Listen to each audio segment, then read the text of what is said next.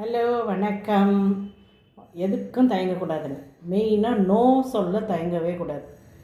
நாம் எல்லாமே எல்லார்கிட்டையும் நம்ம ரொம்ப நல்ல பேர் வாங்கணும். அவங்க நம்மளை ரொம்ப அப்ரிஷியேட் பண்ணணும்.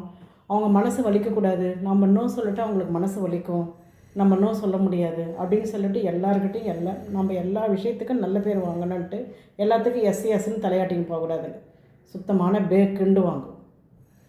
ஒரு சில விஷயத்தில் நோ சொல்லணும். நோ சொன்னால் தான் நம்ம இவங்க எல்லாத்துக்கும் எஸ் சொல்ல மாட்டாங்க. எக்ஸாம்பிள் பாருங்கள், இப்போ நம்ம ஒரு காலேஜில் நம்ம கிளாஸில் இருக்கோம். அப்படி இருக்கும்போது எல்லோரும் இல்லை ஒரு ஆஃபீஸில் இருக்கோம், ஒரு ஃபங்க்ஷன் கூப்பிடுவாங்க, எல்லாருமே வாங்க அப்படின்னு நம்மக்கிட்ட எப்போவுமே எமர்ஜென்சி காசுட்டு வீட்டில் கொடுத்துருப்பாங்க. 10 ரூபாய் 20 ரூபான்னு வச்சுருக்கோன்னு வச்சுங்க, காலேஜ் டேஸு ஸ்கூல் டேஸு. அப்போ நீங்கள் வாங்க ஃபங்க்ஷனுக்குன்னு சொன்னால் அப்போ நம்ம எல்லாருமே எவ்வளோ போடணும், இவ்வளோதுன்னு எல்லோரும் எனக்கு சப்ஸ்கிரைப் பண்ணுங்கள் கொடுங்க அப்படின்னு சொல்லுவாங்க. நம்மளால் கொடுக்க முடியுமா? நோ சொல்லிடணும். இல்லை தப்பாக எடுத்துப்பா, என்ன தப்பாக எடுத்துக்கிட்டு தெரியுது, நோ சொல்லிட்டு போங்க. தப்பாக எடுத்துக்கிறதுக்கு என்ன?